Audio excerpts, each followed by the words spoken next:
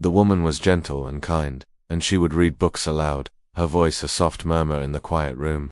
The little cat would rest against her chest, feeling the rhythm of her breathing and the warmth of the crackling fire.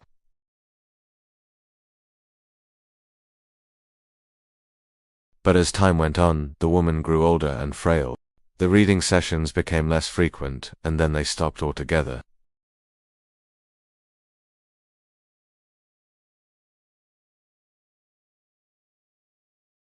The gentlewoman was gone.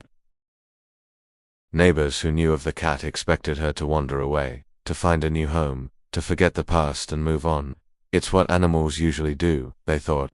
But she didn't. Every single evening, without fail, she returned to that same spot by the hearth. She would curl up, her eyes fixed on the dancing flames, as if she were waiting, listening for a familiar, loving voice to rise from the embers and fill the empty room once more.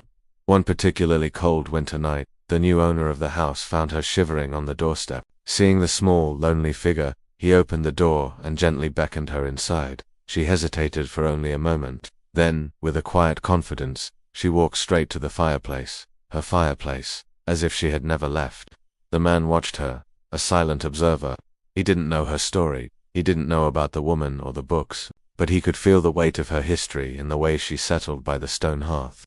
Slowly, she began to accept his home as her own, and he, in turn, started a new routine. He began reading by the fire again. At first it was just the soft, whispery sound of pages turning. Then one evening he started to read aloud. The words were different, the voice was new, but the feeling was the same. The cat lifted her head, her eyes glowing in the firelight, filled with a flicker of old memories. For her, the fire was always more than just warmth. It was a doorway to a love she had never forgotten, a love that now had found its way back to her.